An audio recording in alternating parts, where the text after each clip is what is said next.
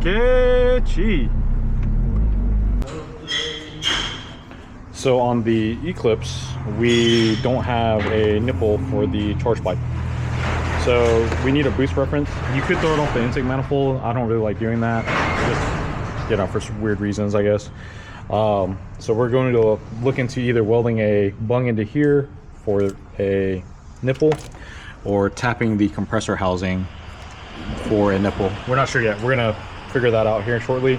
Then we've also got to build an intake or modify this intake over here to delete the MAF and then just give us a filter so we can get rid of all that, just to make it a little bit cleaner. We've also got to do we've also got to wire up the wideband, sync the timing on it, and then we got to undo some of these vacuum sources here. So yesterday we had the map sensor for the ECU into this T up here, but it provided little to any vacuum. So there's a very good chance that this ball valve would not even work off of this nipple wherever this is going. So while Jeremiah is working on building the intake for the Eclipse, I am going to wire up the wideband wiring. So for now, we're just going to tap it into the radio wiring. And the blue wire here, the large gauge blue wire, is key on power. So we're going to tap that in there, and then I'm just going to make an eyelet and ground it somewhere. Now I do want to mention that this wiring is potentially temporary. I don't know if the customer plans to put a radio back in or whatever. So I'm not going to trim any of these wires just in case if we need to.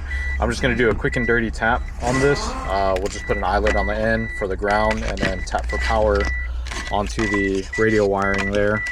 And then that's going to provide us the power. Now, the reason why the radio is not ideal is because that when you go to crank the car, it does drop power. So you go to crank it, power will drop. And then when you stop, it'll come back on. It's far better to find an actual spot that has power while cranking, but that takes a bit of time. And like I said, with how everything is going, I'm just gonna tap it here quickly just to get this car done. The reason why I'm doing this technically the wrong way, which is not really the wrong way, is because this car needs a lot of work. So it may be a few months before this car comes back. All the tires are dry rotted. I mean, it hasn't been registered since, yeah, this car hasn't been registered since 2014, so there's no telling how old the fuel is, because it smells terrible. And you know, like I said, the car does need a lot more work. So we're just gonna do this quick and dirty, and then we'll go from there. So I've got it grounded here to a bolt. I haven't had a chance to heat this up though for the heat shrink end.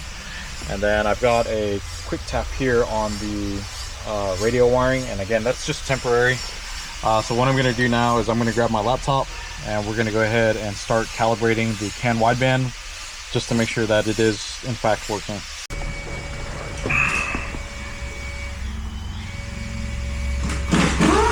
So there is a firmware update for this ECU. We're not going to deal with that just yet. We will update it here in a minute, but let's check to see if our wideband is working.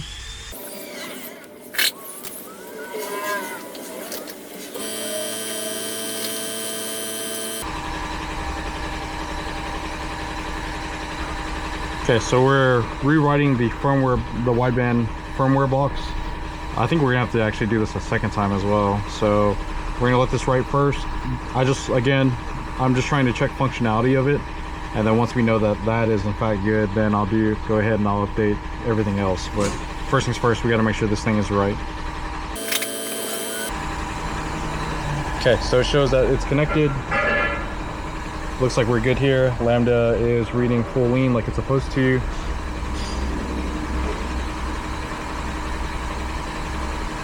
All right, so now at this point, because we know it's working, we're gonna go ahead and do an update on the ECU itself.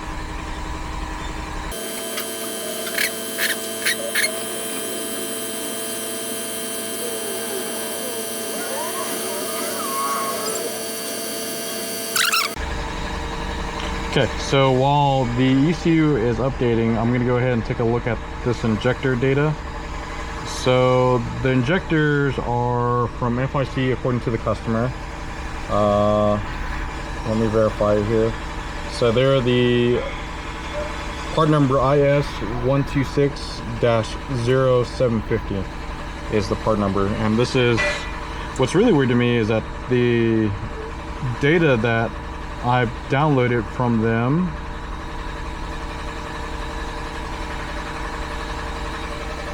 so they don't really have data for a 750.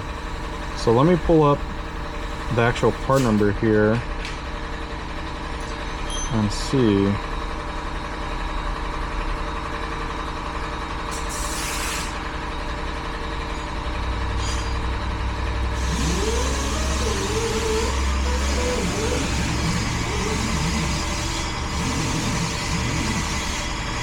Huh. So it looks like they no longer have this injector. Let me Google this part number here really quick. IS126-0750 is the part number.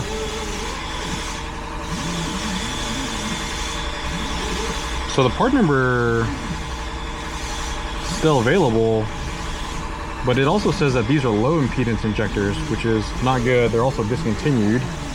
So let's take a quick break here. Okay, so the Haltech is good to go here.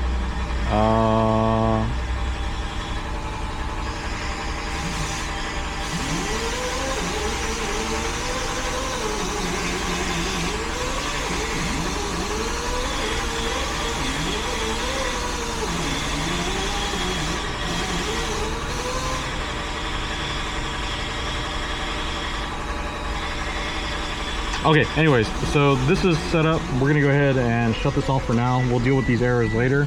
I wanna check on these injectors because there's gonna be a problem with these things if they're low impedance.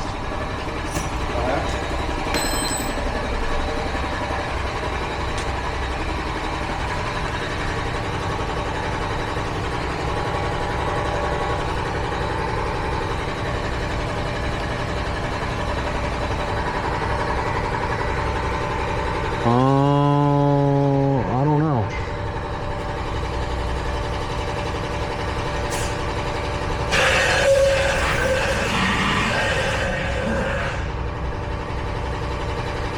Okay, so I'm not sure what injectors these are. I don't. So yesterday we tried to tap the map sensor into, there was a T here that was the blow-off valve was teed into, and this was set up wrong. So we removed the blow-off valve, and this hose right here is actually supposed to go into the intake, but they had it run into the intake manifold. So fortunately enough, this car actually didn't run because that would have caused a ton of problems. This does not have a PCV in it, so if it ever gotten a boost, it would have pressurized the crankcase, and then we'd been in a world of hurt. So from the factory, this is actually going into the blow-off valve, and so we're just going to tee this for the blow-off valve and the map sensor for the ECU. So fortunately enough, we can repurpose a good bit of this hose. So that's what we're going to go ahead and do. We'll leave this open for now and see if we can get a pipe on the intake to run the hose into that. Okay, Jeremiah was able to build us a nice little intake that is made out of an old engine pipe here that we had in stock, but way better than having the MAF pipe here. We've got the vacuum line situated here. This is actually supposed to go to the intake, or we'll leave it open breather for now. And we've got the boost controller hooked up as well, and added a port to the turbo for the wastegate. So the only thing that's left now is to sync the timing. So syncing the timing is going to be pretty difficult, I think, but I believe the mark is over here. So we'll set up the timing light and we'll test it out. Okay, so we got timing locked on the Haltech. It is set up a little bit differently. You have to go into the ignition tuning and change your lock mode. And so once you change it and set it up, which we've made a small adjustment here, and that is good to go. So now it's actually ready for tuning. it actually runs strangely good. So I'm gonna let it kind of run here and just see how it does. But overall, seems to be okay.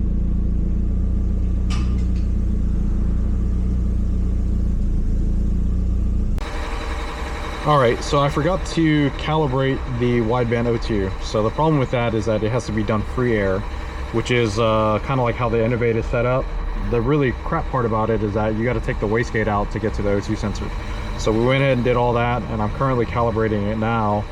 I'm not sure if it's done or not though.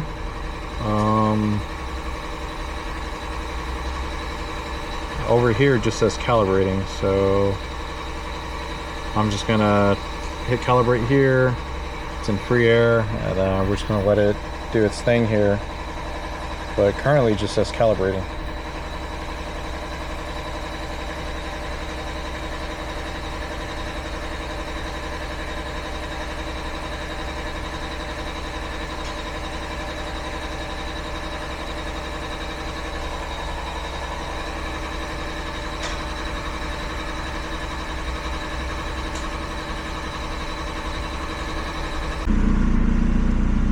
Despite the wideband not working, I think we've got it running decently well.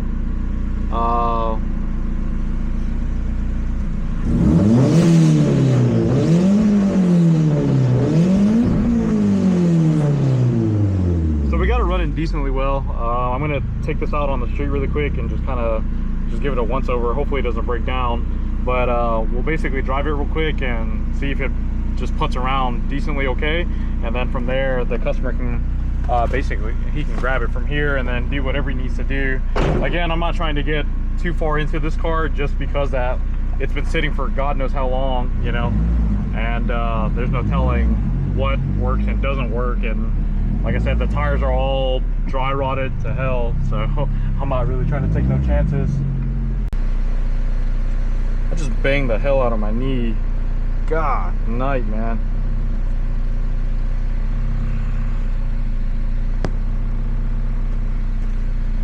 Oh, my knee.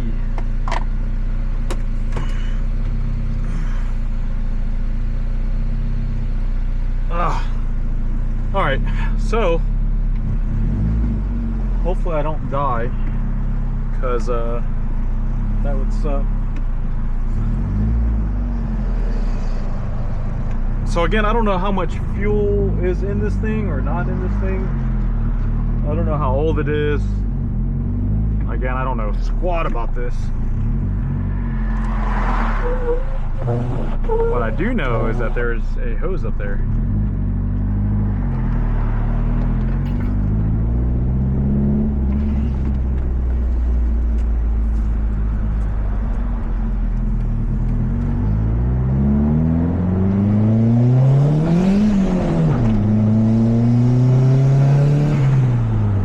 Ooh, this car feels sketchy.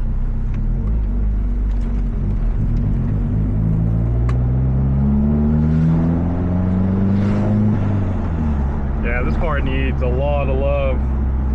But you know what I need? To put on my seatbelt. Whoops. I think what makes me really proud about this whole thing is that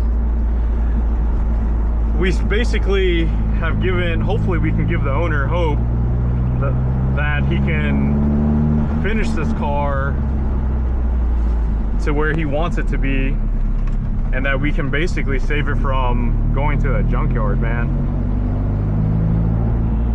These cars are, you know, it's hard to believe. I think this car's a 1995 or something, but that means that this car is 30 years old, guys.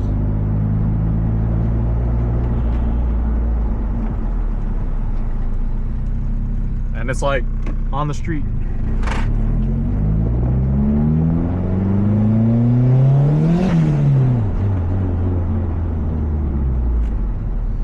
Yeah, I don't really miss torque steer at all. I'm really glad I got away from four-wheel drive cars.